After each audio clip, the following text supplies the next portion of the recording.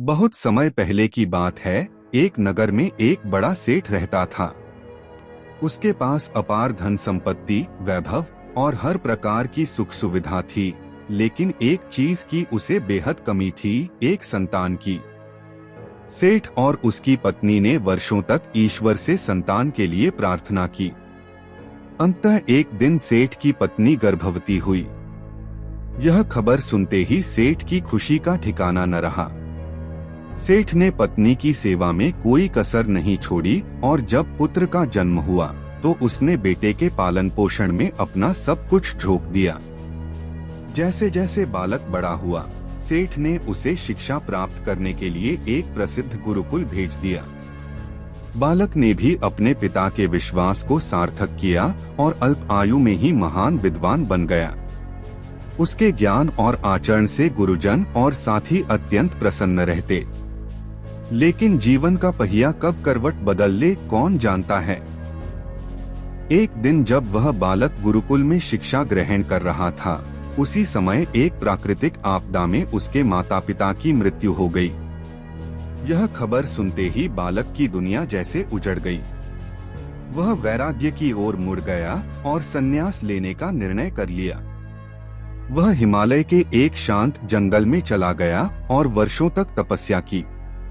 उसकी तपस्या सफल रही और वह एक ज्ञानी संत बन गया। धीरे धीरे उसकी ख्याति फैलने लगी। लोग दूर दूर से उनके पास शिक्षा लेने और समस्याओं का समाधान पूछने आने लगे। उसकी वाणी में शांति थी और दृष्टि में गहराई। उसी नगर का राजा, जहाँ यह संत रहने लगा था, एक अत्याचारी और अहंकारी शासक था। जब उसने संत की लोकप्रियता के बारे में सुना तो उसे मिलने चला गया। संत से मिलकर राजा को एक अद्भुत शांति का अनुभव हुआ। उसकी अंतरात्मा जैसे जाग उठी। उसने संत से निवेदन किया कि वे महल में चलकर उसके साथ रहें। संत ने का आग्रह स्वीकार किया और बगीचे में बनी एक कुटिया में रहने लगे। राजा ने उनकी खूब सेवा की, परंतु एक बार राजा को किसी दूसरे राज्य जाना पड़ा। उसके पीछे छोड़ा गया सेवक बीमार पड़ गया और संत को भूखा रहना पड़ा। जब राजा लौटा तो संत ने क्रोध में राजा को खूब डांटा।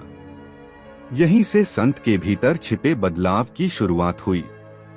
कुछ समय बाद जब फिर राजा को जाना पड़ा तो उसने अपनी पत्नी रानी को संत की देखभाल की जिम्मेदारी दी। रानी प्रतिदिन संत को भोजन देने लगी, परंतु एक दिन जब रानी स्नान कर रही थी, भोजन देना भूल गई। संत को भूख लगी परंतु भोजन नहीं आया। बेचैन होकर वह स्वयं महल पहुंचा और पहली बार उसने रानी को देखा। रानी के सौंदर्य ने संत को भीतर तक झकझोर दिया। उसके लंबे बाल, उसकी कजरारी आंखें, उसका यौवन, सब कुछ जैसे संत के मन पर छा गया। वह मौन लौट आया, परंतु अब उसका ध्यान भटक चुका था। उसका मन रानी में बस गया। अब वह न भोजन करता, न ध्यान लगाता। उसकी हालत बिगड़ने लगी। जब राजा लौटा तो संत की हालत देखकर चिंतित हो गया। जब उसने कारण पूछा तो संत ने सच सच कह दिया कि वह रानी के रूप का दीवाना हो गया है और अब उसके बिना नहीं रह सकता। यह सुनकर राजा सन्न रह गया, लेकिन उसने संयम से काम लिया।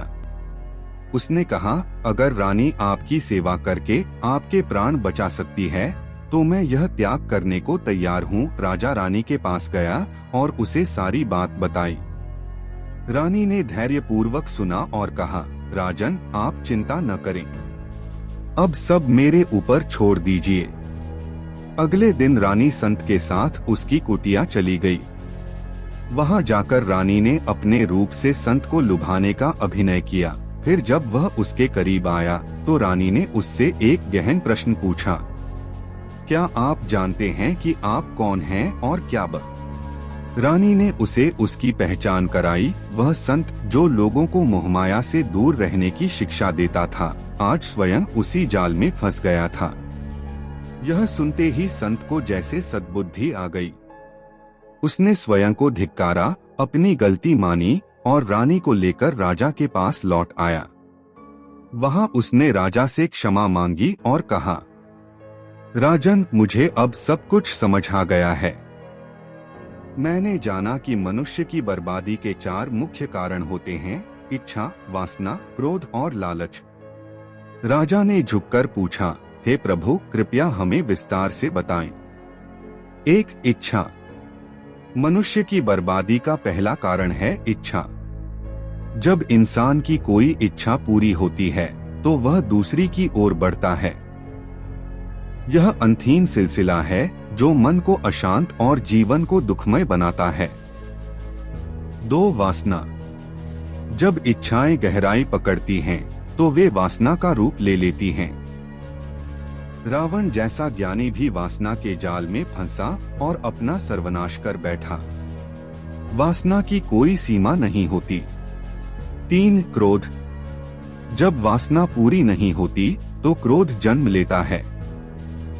क्रोध में व्यक्ति विवेकहीन हो जाता है और अच्छे भले निर्णय भी गलत साबित हो जाते हैं। क्रोध सब कुछ जला देता है। 4. लालच। जब इच्छा पूरी हो जाती है तो मन लालच की ओर मुड़ता है और अधिक पाने की चाह में इंसान वह खो देता है जो पहले से उसके पास होता है। लालच इंसान को अंधा बना देता है।